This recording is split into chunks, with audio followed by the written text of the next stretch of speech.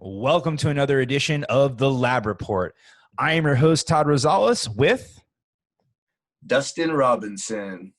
all right, Mr. Cannabis Law himself. And this episode is brought to you by Mr. Cannabis Law. All right, Dustin, let's get into it.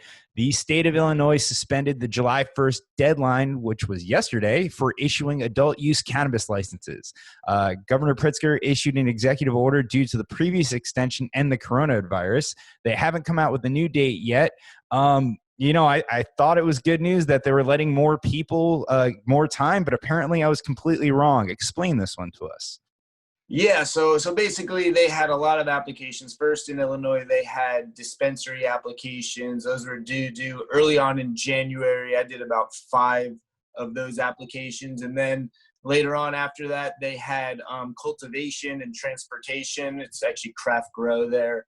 Craft grow and transportation licenses that were available. So there were 75 licenses for dispensaries that were going to be available, 40 craft grow, 40 processing, although craft grow and processing is kind of put together in Illinois, and then an unlimited amount of transportation. I did several craft grow and transportation ones as well. They actually ended up increasing the deadline early on to submit your craft grow and transportation applications, which for me it was frustrating because my application was ready, and then 2 days before it was due, they basically gave another 2 weeks, and then they announced another month. So they finally had the deadline. Everyone submitted their applications. They got a lot of applications in. And now essentially what's happening is this executive order says, all right, we were supposed to announce winners for craft grow and transportation on July 1st, but we're not going to because of coronavirus. So we're basically delaying it indefinitely.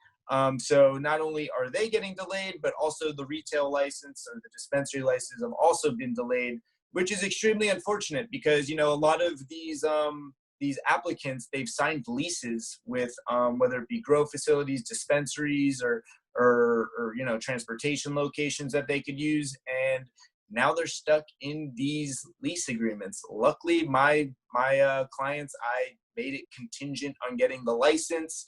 We paid a little bit of money as far as an option to have that option to enter into that lease.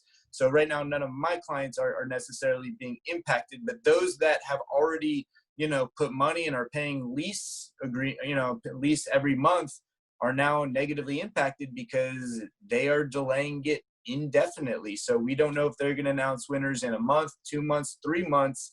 But I will tell you, the other big issue is that Illinois, as most of our viewers know, Illinois recently passed recreational, and they're having all sorts of supply issues. So it's a big issue because the demand is way bigger than the supply. So they really need to get these licenses awarded as soon as possible so that they can start meeting customer demand. And until they do that, they're just going to have a huge issue with demand out there in Illinois. Well, you would think that they would want to pass these regulations because they can work on getting that tax revenue. But hey, I'm not in government and it's not my decision to make. On to the next thing, something a little bit near and dear to my heart, data security.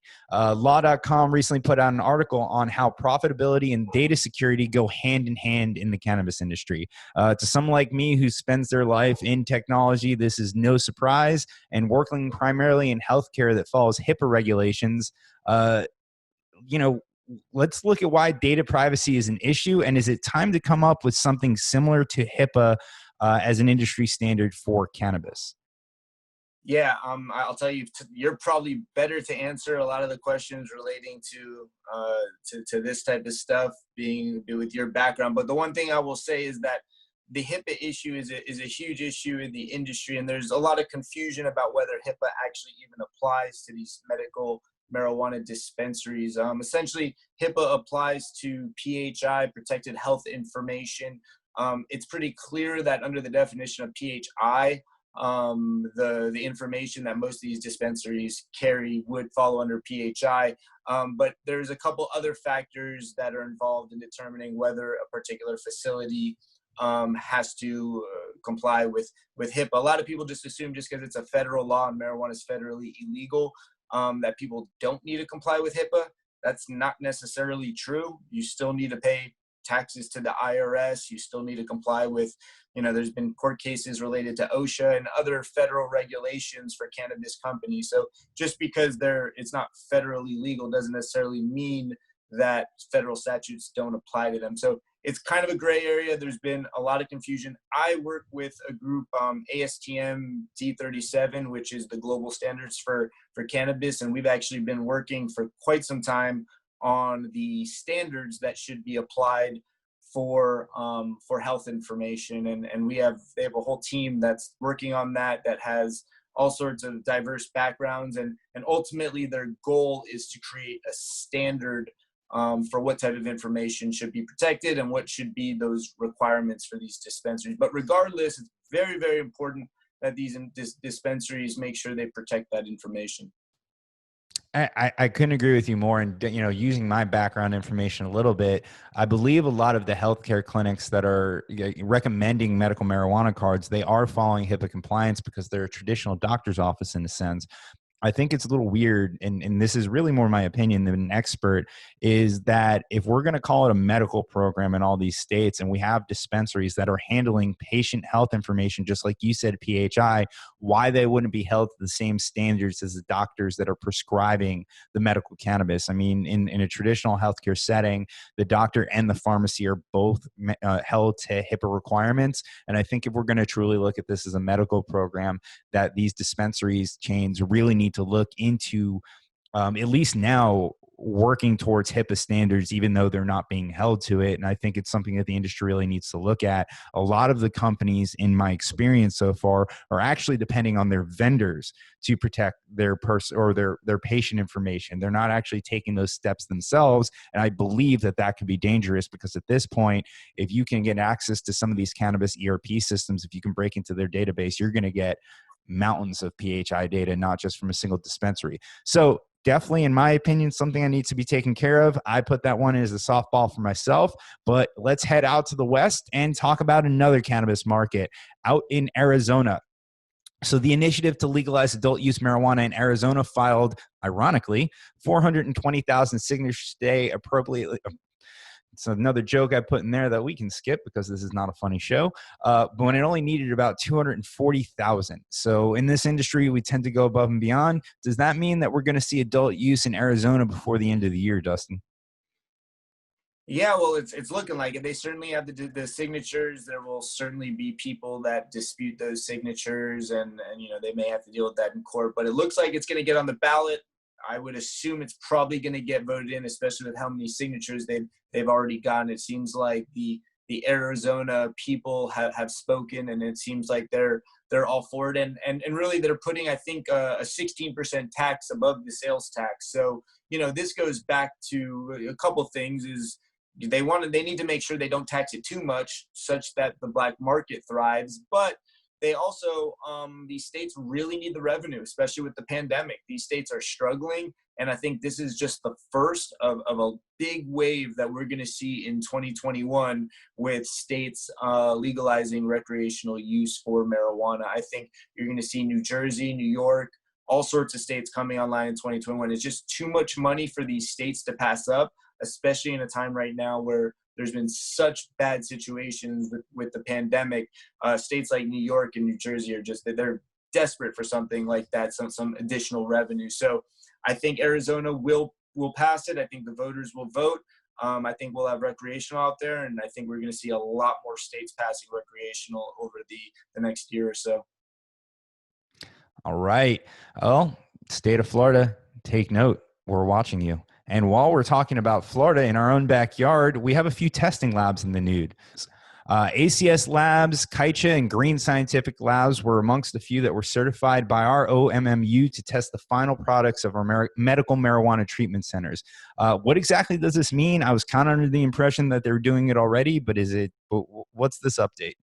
This is important. It actually is very, very important. The MMTCs have almost been self-regulating before this. So there were, marijuana labs, Kaicha, ACS, and Green Scientific are the big ones. And they were testing for marijuana facilities, but, they weren't licensed. They weren't certified. So, and they were supposed to be certified a long time ago per the statute, but the state of Florida drags their feet on a lot of stuff. But it's great news that they finally got around to this. And the other thing to keep the eye on is that because now they finally were able to get them certified, I think what we're going to see is edible rules finally passed in the state of Florida and rolled out, because that's one thing that all these MMTCs have been waiting for here in Florida. We do not have that right now. Edibles are not here in Florida yet. And I think the reason that is because I think the Department of Health and FDACS, I think they were both waiting to make sure that we had all the labs licensed, because as most people know, edibles could be a little bit more dangerous as far as dosing. If you eat too much of an edible, it could really cause some issues. And so testing is super important with respect to edibles, and it's pretty complicated. And also I give kudos to all three of these organizations, because Florida had extremely high standards. I had the benefit of working with Green Scientific through the application process. And I know the Department of Health sent back, after the original applications, they sent back inquiries to all three of those companies, and all three of them had to respond back and make sure they were crossing their T's and dotting their I's. So I'm proud to be involved with the testing labs in Florida, and because they have some of the highest standards in the country.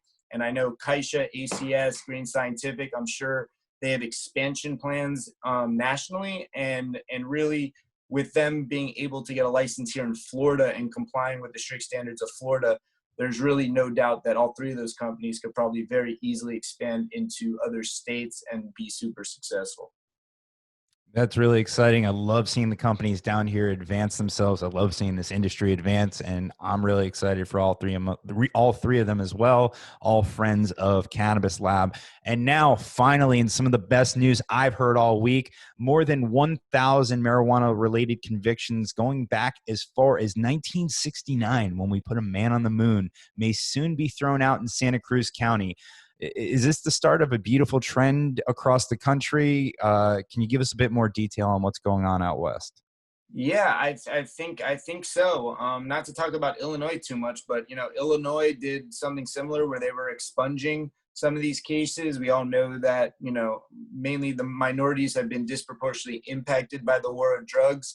So it's basically erasing these records, giving these people another opportunity to come in society without that stain on them. And so I was very fortunate to work with a couple social equity applicants who actually did have their cases expunged per that statute.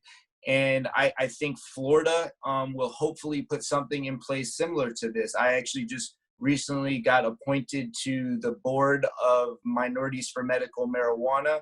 I've done a lot of work with them, and I'm excited to be on their board. And I know one of the things that we're looking to do is get similar legislation passed here with respect to getting some of these crimes off of the records of some of these people that have just been totally unfairly discriminated against and disproportionately impacted by the war on drugs. It's been super unfortunate.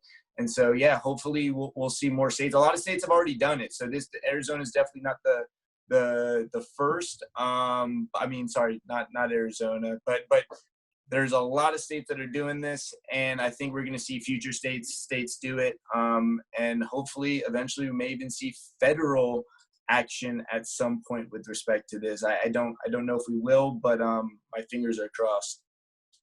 Yeah, man, I think we can all look towards that, and that is some great news to end our week with. Well, we are going into July 4th weekend. Dustin, I will wish you a happy July 4th, my friend. Absolutely, and happy July 4th to you. I don't think it'll be too eventful of a July 4th with some of the coronavirus requirements, but I'll be having a good time either way. Awesome, Mel. Ladies and gentlemen, those were the headlines, and this has been the Lab Report. We'll see you next week. Have a good one.